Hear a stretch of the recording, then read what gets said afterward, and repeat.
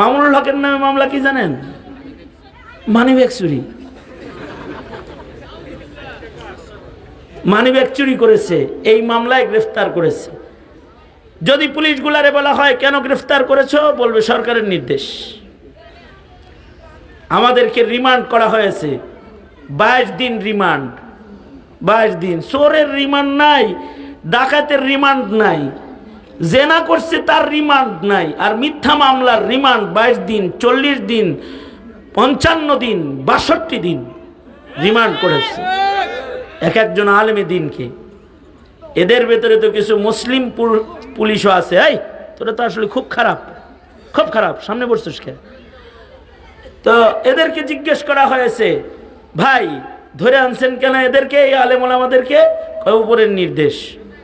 আমি নিজে জিজ্ঞেস করেছি, এই মামলাটা যে তারিখে করা, এই তারিখে আমি তো ঢাকা ছিলাম না। পুলিশ নিজেই কয় আপনি বরিশাল ছিলেন। কিছু মানুষ আছে তারা পরিবারকে খুশি করে যায় কিন্তু আল্লাহরে নারাজ করে। পরিবারের ভালোবাসা পেলেও আল্লাহর ভালোবাসা তারা। আবার কিছু মানুষ আছে দল খুশি করে যায়, দলের ভালোবাসা পায় কিন্তু আল্লাহর ভালোবাসা। আবার কিছু মানুষ আছে তারা সরকারের পাঁচাটা গোলাম হয়, সরকারি চাকরি করে, সরকারে খুশি করে যায়, আল্লাহর ভালোবাসা তারা পায় না। সরকার যা বলে সব করে। সরকার যদি গুম করতে বলে গুম করে, সরকার যদি খুন করতে বলে তাও কাগরে খুন করে। নিষ্পাপ নির্দোষ তলবে এলেম ইমানের কথা বলতে গেছে, তাদের এই রাস্তায় রাজপথে বাতি নিভায়া গুলি করে মেরে ফেলছে হাসিনারে খুশি করার জন্য। করছে কি করে নাই? সরকার খুশি হয়েছে তো তাদের পদোন্নতি দিয়ে দিচ্ছে। সরকার খুশি হইলে পদ দেয় না, পুলিশ প্রধান বানায় দিছে। কারণ যা রক্ত ঝরছিল সেগুলোকে আবার ফজর হওয়ার আগে গরম পানি দিয়ে ধুইয়া সাফ করছে, লাগে জানি নামাজ পড়ছে রাত বেড়ে। ওখানে আসলে কিন্তু গুলাগুলি করে মানুষ মারছে। সরকারকে খুশি করেছে। কত মানুষকে আয়না ঘরে আটকায় রেখেছে, নিরপরাধ মানুষদেরকে জেলখানায় বন্দী করেছে। যেমন এদেশের ওলামায়ে কেরাম, এই দেশের ওলামায়ে কেরাম তারা কি, তারা নিষ্পাপ, মানে তারা কি অপরাধ করছে? আরে মোদি আসতে পারবেন না, তারা প্রতিবাদ করেছে। এটা স্বাধীন বাংলার, স্বাধীন মাটির স্বাধীন নাগরিক হিসেবে, ইমানদার হিসেবে অধিকার এটা আমার, আমি প্রতিবাদ করতেই পারি। কারণ আমার দেশে কেন কসাই মোদি আসবে? যার হাতে আমার ভাই মুসলমানের রক্ত লেগেছে তাকে দিয়ে আমার দেশের জাতীয় অনুষ্ঠান আমি করতে দিতে পারি না। এটা আমার স্বাধীন অধিকার, বলতেই পারি আমি। ওলামায়ে কেরাম প্রতিবাদ করেছে। তো মোদি বিরোধী আন্দোলনে হাটহাজারিতে গুলি করে ছাত্র মেরেছে যে পুলিশরা, এরা গুলি করছে কেন যদি বলবে সরকারের নির্দেশ, উপরের নির্দেশে গুলি করছে। আমাদেরকে গ্রেফতার করেছে, ওলামায়ে দ্বীনদেরকে জেলখানায় আটকায় রেখেছে বছরের পর বছর। পুলিশে জিজ্ঞেস করা হয়েছে, এই যে ধরলেন যে মামলায়, এর সাথে আমাদের কোনো সম্পৃক্ততা আছে? কয় নাই। ধরছেন কে? কয় উপরের নির্দেশ। আমার নামে যে সকল মামলা আছে ওই মামলার গদ পড়লে শয়তানও হাসবো।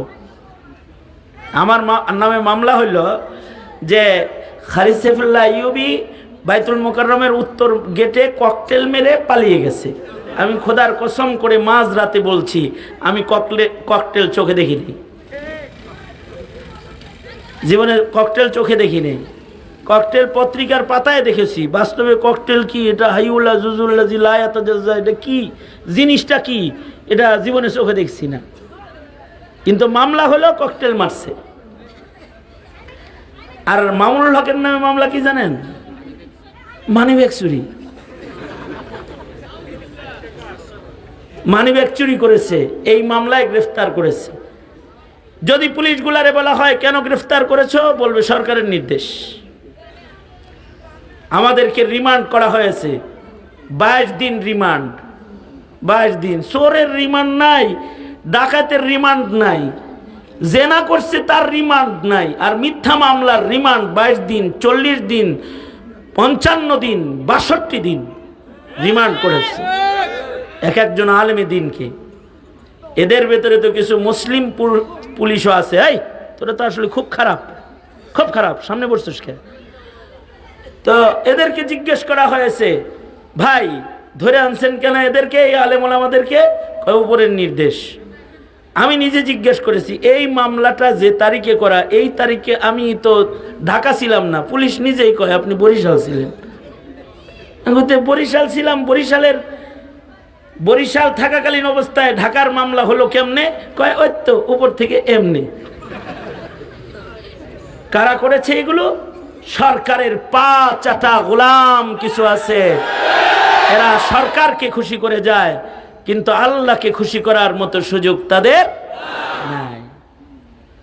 এর ভেতরে কিছু পুলিশ আছে, ভালো পুলিশ, যাদের ভিতরে ঈমান আছে, ওরা দরজা বন্ধ করে রিমান্ড করছে। বাপ দেখাইছে যে পিটামু, হকি স্টিক লয়ে ঢুকছে, ঢুইকা হকি স্টিকটা রাইখা হাত ধইরা কান্না শুরু করছে জড়ায়া ধইরা, আর বলতেছে হুজুর হাত পা বান্ধা, কিছু করার নাই হুজুর, মাফ করে দেন হুজুর। কিন্তু যারা অন্যায় ভাবে আমার দেশের ছাত্রদের প্লাস দিয়া নখ টাইনা খুলে ফেলছে, প্লাস দিয়া পায়ের নখ টেনে খুলে ফেলেছে, যারা সরকারের কথায়, বসের কথায় বসকে খুশি করেছে, মগার আল্লাহকে তারা নারাজ করেছে। আর হাসিনা বুবু যে অত্যাচারগুলা করেছে আলেমদের উপরে, এগুলো খুশি করেছে দিল্লি দাদুকে, মোদি দাদুকে খুশি করেছে, আল্লাহরে খুশি করতে পারে নাই। এ কারণে আল্লাহর মায়ের দুনিয়ার বাইর, আল্লাহ যদি কখনো ধরেন তখন শক্ত ধরা ধরেন।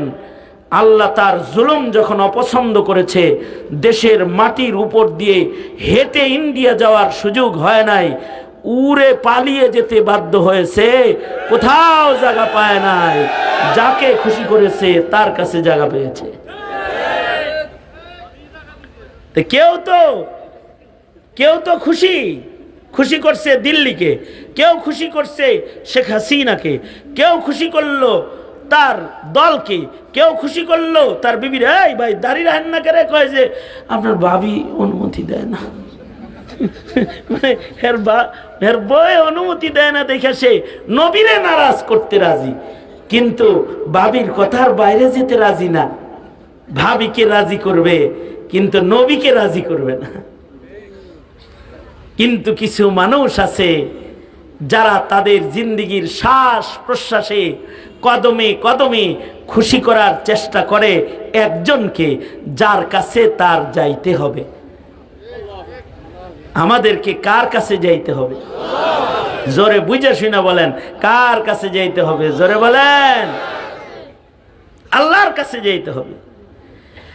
তো তারা তাদের জীবনে আল্লাহকে খুশি করে যায়।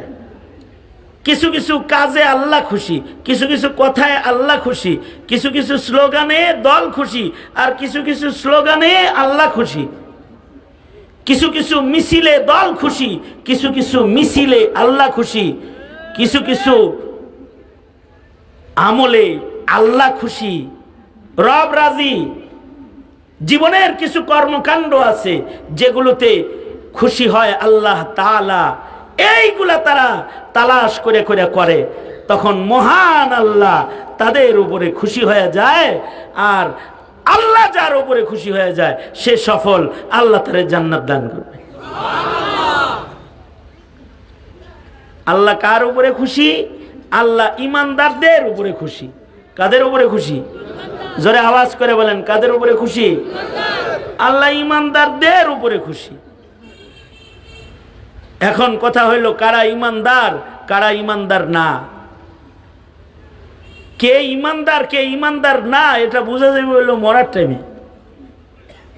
নবীর মসজিদে মুনাফেকও ছিল, মুসলমানদের এই অধিকার ছিল না মুনাফেকদেরকে ঘর থেকে তাড়িয়ে দেওয়ার, মসজিদ থেকে বের করে দেওয়ার। কিন্তু মরণের সময় টের পাওয়া গেছে কে মুনাফিক কে ঈমানদার। কে কথা বলেন ঠিক না ঠিক? মুনাফিক আর ঈমানদার মৃত্যুর সময়ই পার্থক্য হয়ে যায় যে কারা মরার পরে আদর পাবে আর কারা মরার পরে পিটনি খাবে। কি খাবে? জোরে আওয়াজ করে বলেন, কি খাবে? পিটনি খাবে। এখন মুমিনের ধান্দা হইতে হবে যে আমি ঈমানদার হয়ে মরতে চাই। কি হয়ে মরতে চাই? জোরে আওয়াজ করে বলেন, কি হয়ে মরতে চাই আমরা? ঈমানদার।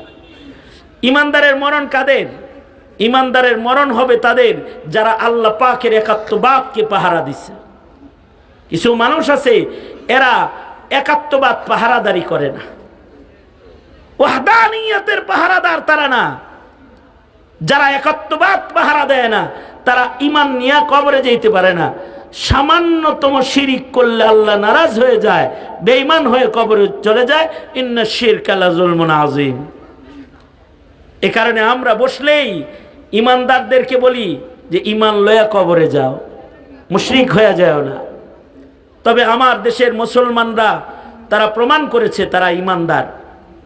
দেশের মুসলমানরা প্রমাণ করেছে তারা ঈমানদার। কি হাসিনা তারা প্রমাণ করছে? না না না, তারা যে ঈমানদার এটা প্রমাণ করেছে 5 তারিখে যখন দিদি চলে গেল, 5 থেকে 6 তারিখ সন্ধ্যার আগেই 24 ঘন্টার ভেতরে বাংলাদেশটা ভাস্কর্য মুক্ত বাংলাদেশে রূপান্তরিত হলো। আর মুমিনের সম্পর্ক মূর্তি ভাস্কর্যের সাথে না, মুমিনের সম্পর্ক কার সাথে? জোরে আওয়াজ করে বলেন। হয় নাই, আরো জোরে আওয়াজ করে বলেন।